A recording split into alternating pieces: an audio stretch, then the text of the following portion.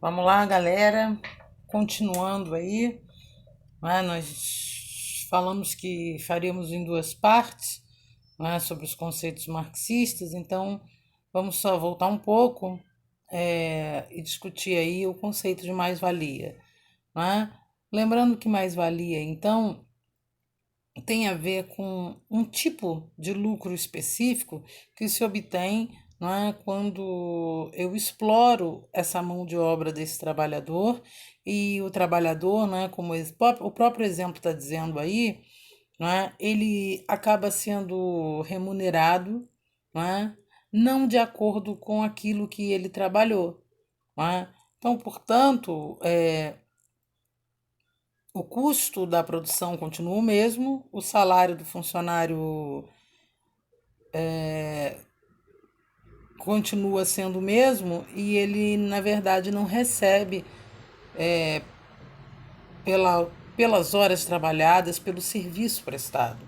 Né? É isso que não se paga a essa força de trabalho, não é, que nós chamamos de mais-valia. Então, se tem um tipo de lucro, né, a partir dos custos daquilo que está produzindo, o que é legítimo dentro da lógica capitalista, né? Eu gasto X para fazer uma coisa, vou vendê-la por Y, né, para que eu lucre, mas existe aí o que o Marx vai apontar como um lucro desmedido, porque ele é criado em cima desta mão de obra que não está sendo remunerada de acordo com o trabalho que está exercendo, tá? Para além do conceito de alienação que nós discutimos e o conceito de mais-valia que estão muito interligados, o Marx continua então nos explicando como se dá toda essa estruturação, né, deste mundo capitalista é, a partir de outros conceitos também importantes. Então ele vai dizer o seguinte: instituída a mais-valia, né, ele tem um conceito de infraestrutura e um conceito de superestrutura, né, que é um pouco do que a gente vai falar agora. Então esse conceito de infraestrutura ele está ligado ao aspecto econômico, ao que vai reger a sociedade. O conceito de superestrutura está mais ligado ao aspecto cultural. Vamos entender o que ele está falando dessa forma, né? O que ele quer dizer com isso? Quando nós temos a união das forças produtivas e das relações sociais de produção, né, isso está compondo o que ele está chamando de infraestrutura de uma sociedade. Ou seja, a infraestrutura vai ser sempre a base sobre a qual se formam as outras instituições sociais. Não é? Então, por isso, o Marx tem a noção de que a economia é determinante das outras dimensões da sociedade. Por isso, ela está sendo chamada aqui de infraestrutura. Não é? Então, na produção da vida social, né, os seres humanos vão gerar outros produtos sociais. Que produtos sociais são esses? As ideologias políticas, as visões religiosas e filosóficas, o conjunto de valores morais, estéticos, né, representações coletivas, tudo isso, né, esse segundo conjunto, ele tem uma característica. A característica dele é uma imaterialidade. Não é? Ele não é material, portanto, ele é cultural. Isso é uma superestrutura, né? Que na verdade é uma expressão, não dessa base material, consequência dessa base material. Então, a gente pode entender aí que a infraestrutura, que é a base econômica, né, é que vai produzir ou que vai determinar essa superestrutura, ou seja, as representações culturais, as visões de mundo. Não é? É por isso, por essa determinação aí, pela superestrutura depender da infraestrutura, vamos dizer assim, que para o Marx não é a consciência que determina a vida, né? Mas a vida que vai determinar uma consciência. O que ele quer dizer com isso? Né? Que a infraestrutura vai determinar a superestrutura e não o contrário. não é? Ele não está ignorando aí um papel da percepção humana dessas situações sociais, né, da consciência na organização social, não. Mas ao contrário, né, do próprio Durkheim, como a gente viu, que a consciência social não explica as relações, né, ela própria que precisa ser explicada, não basta a constatação de que a consciência social existe. Né? É necessário, para entender as relações entre os seres humanos, saber qual que é a origem dessa consciência. E ele está dizendo que a origem dessa consciência, não é, está no que ele está chamando de infraestrutura. E, portanto, está ligado ao econômico. Então, as normas, os valores, os sentimentos, os modos de pensar e de agir na sociedade vão ser um reflexo das relações que os seres humanos têm, né, para conseguir os meios necessários de sobrevivência. Elas estão ligadas, elas são determinadas por essa economia. Né? É isso que ele está querendo dizer, separando o conceito de infraestrutura e esse conceito de superestrutura. Né? E como vão dentro de toda essa complexidade, que também é o que nos interessa tentar entender nesse momento, ele vai dizer que este proletariado tem a possibilidade de sair dessa relação de exploração, que é o importante agora. Né? Ele aponta a necessidade de uma construção de uma sociedade sem classes, né? Que para ele vai se desenvolver a partir, né, de uma ditadura do proletariado, ou seja, esse proletariado, por ser majoritário e por ser a classe que sofre exploração, né, tomaria os modos de produção.